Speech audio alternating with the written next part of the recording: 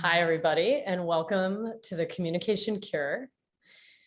Today, I have invited Susie to be with us for many reasons. One, that Susie, you're someone I have great conversations with. And oftentimes our conversations move into the realm of the unknown and spirituality and what we think about exploring mystery and what we sometimes can't see. And so I thought you were the perfect person to have on today. So welcome. Thank you. Thanks for having me. Absolutely. And just as a side note, Susie's been helping me edit my upcoming book, and also happens to be an astrologer. So you are, in more ways than one, you are the right person to have on today. So we were having a discussion the other day and I said, oh, save it. Let's turn that into a video blog, because it was such a rich discussion. And it was around what is spirituality? What do we mean by that? And in our world, there are a lot of conspiracy theories going around, and what's the value to them? And where are they not valuable, not as valuable? And so wondering, where do you want to start in that discussion? Well, maybe we could link up the connection between defining spirituality and the conversation about conspiracy theories. I know we were just talking about it before we got on air, but I thought that might be. Well, I guess, I want you to add to this as well. It's more like, I think of our willingness to explore awe, mystery, the unknown, maybe things we can't see, things we don't know for certain, but we have an inclination about, or we wonder about. When I think of spirituality, I'm thinking of what connects us all. What's the bigger purpose? Where do I find hope and faith and meaning and trust in something bigger than myself? And I often think of spirituality being rooted in love for me. How can I see the impact of what I'm doing affecting other people and make sure that I become a higher version of myself so that when I'm in other people's presence, their experience can be better. Mm-hmm. So sometimes I think of it in nature, or like our invisible heart connections to each other. Yeah, I agree. I have a similar conception of spirituality. I mean, for me, it's really as simple as transcendence. The moments where I feel really connected to something larger than myself. And it can happen in nature. It can happen. I've had it happen once in the middle of like a relative's health crisis where I felt flooded with love, and it was really profound, so it can be very healing, but it can also be, I think, really ordinary. It can be something as simple as, you think of someone and then they call you and you just feel connected. And is that a synchronicity? Yeah, exactly. Sort of these things that take me out of my personal concerns, and remind me that there is some sort of purpose to our existences. And even though we don't know the great mystery in its entirety, getting glimpses of that, I think, can feel really healing. And I would say one way that spirituality manifests itself is in religion. Mm-hmm. And that people have a set of beliefs that they share, a common text that they read, a community that convenes at some particular frequency, right? A way that they find their moral beliefs to navigate the world. Mm-hmm. And so it's also, to me, a way to create certainty from the unknown. And so if that's true, right, does that mean that all religions and all spirituality is amazing and only provides guiding light to the world? Of course not. Of course not. There are some really clear examples of how that has gone astray as humans interpret, whether it's religion, spirituality, for their own needs and purpose. Like I would say, like the Catholic Church and altar boys. There's been, reports on a widespread basis on sexual abuse that's gone on in multiple institutions. And to me, that's using this institution that is supposed to be for the betterment, the higher moral ground, community building, and our North Star. It gets used for people's personal needs, wants, desires, whatever that is. So I Right. think it can be morphed. Absolutely. I mean, what you're describing is abuse of power, which you can see in all kinds of different spiritual contexts, different spiritual communities. Um, and I think people who fall prey to that are often vulnerable, and the person abusing the power is aware of that and exploiting that vulnerability.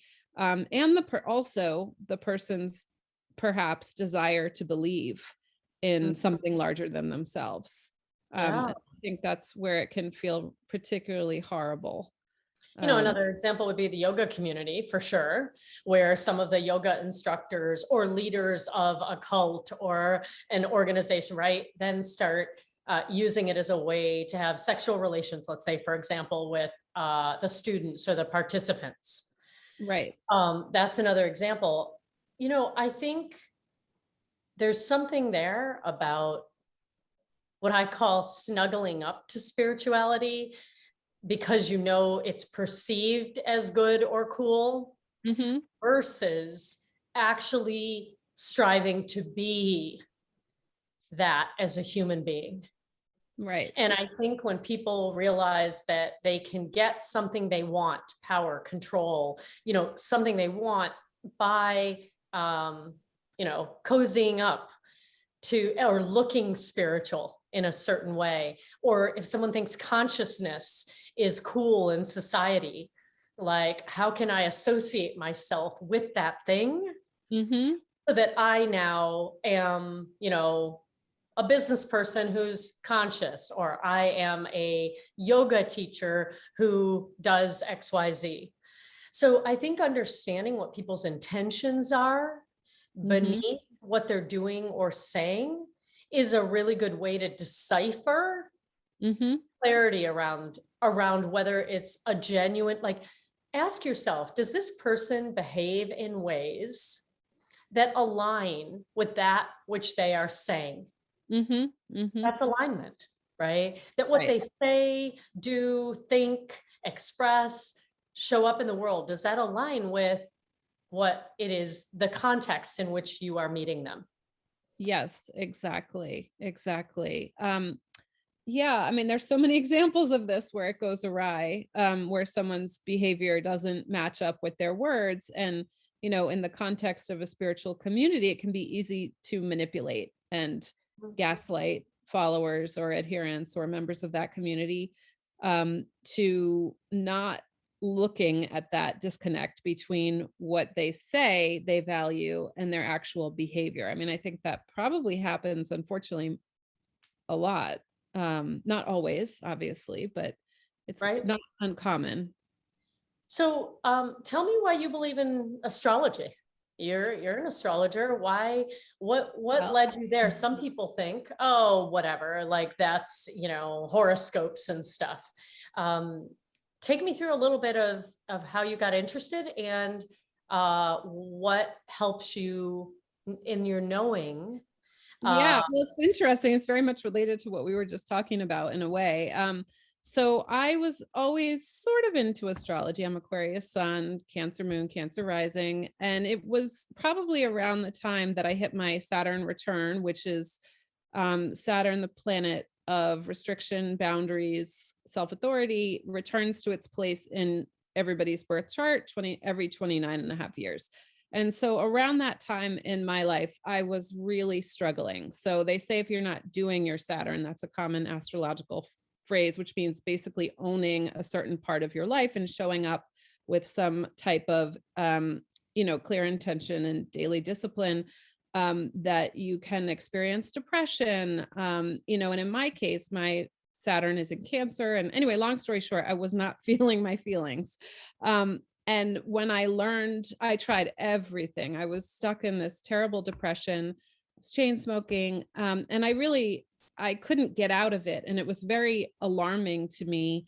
And the moment that the light bulb went off was when I had a thought that I would never make another friend as long as I lived. And I was like, oh my gosh, something is wrong. Like if I'm thinking like that, that like really woke me up. So I ran to the self-help aisle at Barnes and Noble and I flipped through everything and I found an astrology book on the Saturn return. And that, out of everything I looked at, actually spoke to me. It was actually practical. And so then I started learning more about astrology, and in typical Aquarian fashion, I very much did a self-study, meaning I have taken classes, but I went like deep into the things that I was interested in, looking at my own chart, friends' charts, all of this. But one of my early teachers um, was I would say, I don't know, it might be too dramatic to call her the head of a spiritual community, but she would lead circles for young women like myself. I mean, I'm not young anymore, but at the time I was, still in my late, or I guess I was 30 by then, but so sort of young. But so she would, you know, she would have workshops, teachings, and all this stuff that I found super fascinating and had never been exposed to before. And I started to notice a disconnect with her around her behavior versus what she was preaching. So she was big into self-authority, owning your truth. But she didn't like it when people challenged her, basically. And so it was I wouldn't call it a cult. Sometimes I say it was cult reminiscent, just because there was a sort of like, she wasn't out for money. That wasn't like, she wasn't trying, I don't believe she was trying to actually exploit anyone. But she definitely had some blind spots.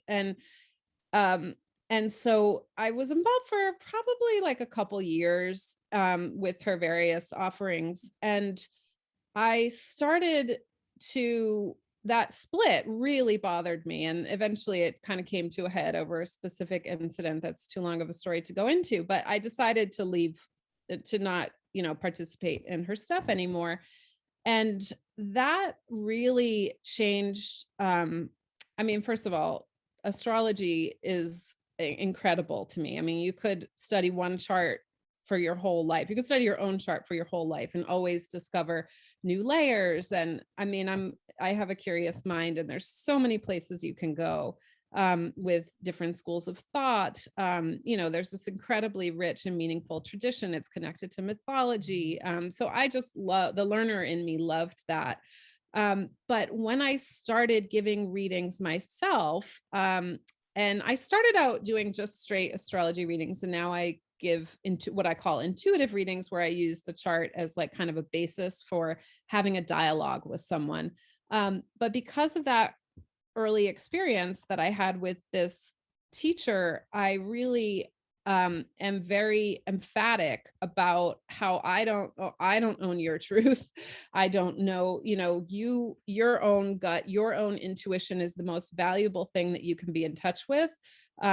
So I probably go overboard, honestly. I mean, I think I've calmed down a little bit, but in terms of stressing, like, this is your life. These are your choices. Like, and teaching people, like, how do you feel in your body when you think about making this decision that you're so confused about? And sort of teaching different tools that help people feel more like, exercise that self-trust muscle, where they know what their intuition is saying, and they can come to a place of, it's important to trust myself. And for whatever reason, I don't have to have all the answers, but I do trust that these are my feelings and this is my best judgment in this particular moment. So that, tends to be, and I think astrology speaks beautifully to that, because, it sort of not only speaks to all of our different parts, it explains how complex we are as human beings. Nobody's just one way or the other. It can show your blind spots. It can show your strengths. It can show, shows you where you can work, maybe where you're lucky. But ultimately, what it really does is it's kind of a blueprint for what your soul most wants to express in your time on earth. And so I think it's incredibly valuable for helping people get in touch with how they really feel and what their real experience is. So I love that. And I will tell you in the beginning, right, as an engineer and a doctor, and, everything had to go through science. My mom's a research scientist, my dad's an engineer. And, it was all about school and the data for me. Mhm. And I remember someone asking me if I wanted to get an astrology reading. Mhm. I was like, what's that? Mhm. And kind of blew it off, like, never heard of that. And I remember them saying to me, Neha, you're a scientist. How much do you believe that the tide rises and falls? Do you believe? And I'm like, oh, yeah, of course. Like, we all know, like, high tide, low tide, like all of this. And they said, well, you're a scientist. How much of you, what percentage of you is made up of water? And I said, gosh, I can't remember, but I think it's like 65, 66%, some large percentage of me. And they said to me, well, how is it then that you think that the moon and, and the planets can affect the oceans, which are water, and somehow it won't affect you when you are such a large percentage of water? And it got me to open my mind, Mhm. say, you know what? I think there might be a way that I should experience this. And I Mhm. want to talk a little bit about changing our mind, right? Mhm. Mhm. Because a lot of times, logical, type A, academic, intellectual, depending on how you were raised and what you were taught to trust in, Mhm. it really influences how and whether or not you open up to the unknown. Mhm.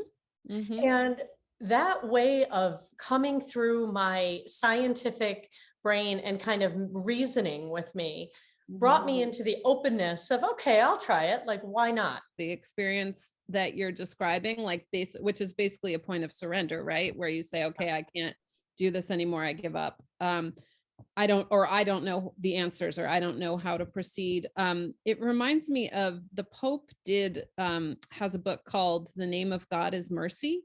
And it's such a beautiful book. It's a just basically interviews with an Italian journalist on this very topic. Like that when people are at these really low moments, they are primed for I think he calls it God's grace, but God basically some type of divine intervention. But depending on your belief system, I think you could um say the universe, or just some transcendent force, to really. Angels, like Yes. and guides. and one thing that he writes about in that book that I just love so much and think about all the time, even though I read it 5 years ago, was that in this state we are in a true state of humility, meaning we're kind of understanding that we are not the center of everything. I don't think this is how he says it, but there is a certain beauty and healing power of humility in those moments that enables people to say, okay, I'm going to trust, I'm going to have faith, because There's literally something bigger than me.